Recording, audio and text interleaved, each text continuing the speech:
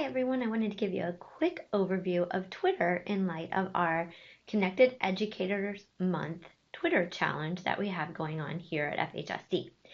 So I realized that if you're not used to Twitter, it can be very overwhelming. So I just thought a quick little video to get you used to it might help you to start using Twitter to work for you. So first of all, when you create an account in Twitter, the first thing you want to make sure that you do is get rid of that egg. So you can add your profile image and then a background image just to customize it so that people who are following you know a little bit more about you. And then always make sure that you fill in some information to tell who you are. And if you have a website or a blog that you'd like to link, you can go ahead and do that as well. And so you'll edit that by the little thumbnail up here that originally will be an egg. Some other things up here at our top navigation bar, we have our home menu, which will populate your Twitter feed, which is all of the tweets collected from the people that you follow. And it can go on and on and on, and it can be retweets that people have done, but it just populates all of the things that the people who you follow are saying or retweeting. We also have notifications. So if there's anything that you are mentioned in, a tweet that you're mentioned in, or somebody starts tweeting or starts following you, you're going to get a little pop-up right here in notification, and it will populate anything that you are mentioned in or anytime someone starts following you. Messages are basically direct messages, so quick little email messages almost like that are stored within Twitter from people who might start following you on Twitter. You can also send messages to people, and these are not things that appear in public feed. These are things that are just going to show up in the messages of the person that you message.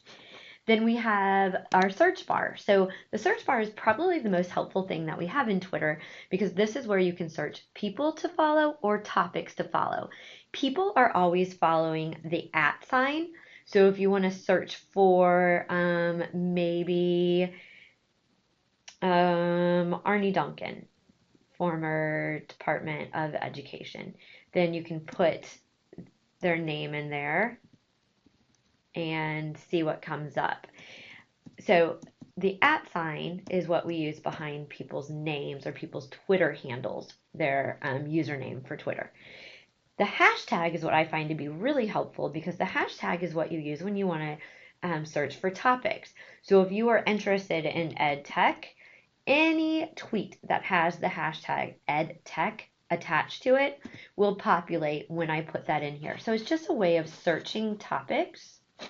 So you can see here all tweets and other organizations or people that I can follow that have the hashtag EdTech.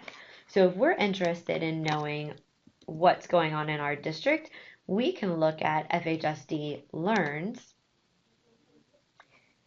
And when I put that into the search engine, all of the FHSD Learns hashtags are going to show up. So a lot of great information that we have here that's collecting for our Connected Educators Month. If I want to send a tweet, then I click on tweet and I can type in anything that I want and add any hashtags that I want. If I want a message to go to someone, then I can put in the @ sign and I can put their name there.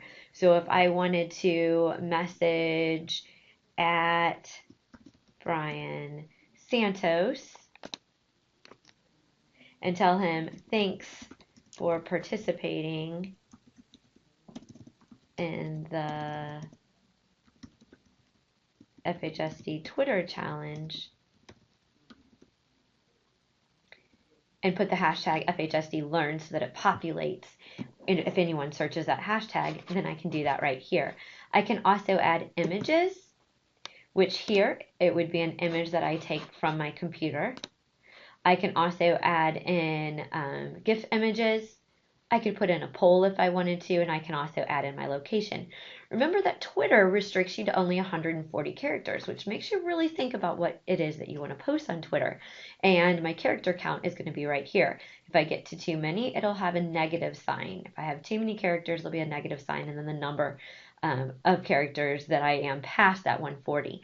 If I want to put in links, which is something that I often do when I find a great article, if I've got this article here and I want to share that on Twitter, I could always go to the share icon there on the article, or I can copy and paste that into my my tweet window here. And when I do that, it will actually shorten that URL for me to help keep me within that 140 character limit. So hopefully this little introduction of Twitter helps you just to orient yourself with Twitter so that you can start using it to grow your professional learning network.